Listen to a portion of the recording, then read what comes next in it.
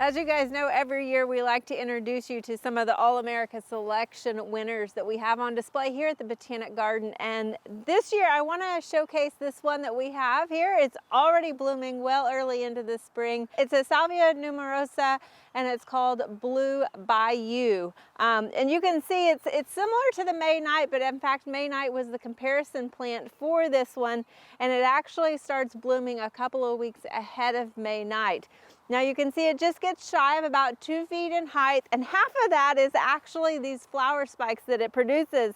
It has a lot of pollinators all over it, so it's really good for the pollinator garden, your cut flower garden, or just along a perennial bed also. We've got it here, and in fact we haven't even finished planting our garden yet. You can see how well these are doing here.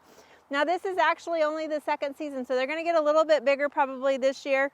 The nice thing about this salvia is not only does it bloom early in the spring, but it'll continue to bloom for us throughout the season. So as these spikes sort of decline, we'll come through here and sort of deadhead these just to encourage that reblooming. But it can bloom up to almost 5 times throughout the season and continue to bloom into fall for us as well. And at that point it'll just sort of die back to the ground and then resume next spring again. It is hardy from zones 4 to 9, so it can handle both our heat as well as our cold winter temperatures as well. So if you haven't checked out this salvia, it's called Blue Bayou, and it's a great selection to add to your garden.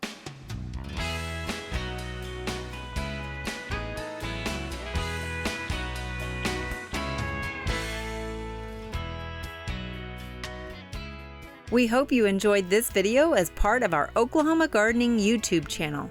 You can also find even more videos on the OK Gardening Classics YouTube channel. And join us on social media for great gardening tips, photos, and discussion.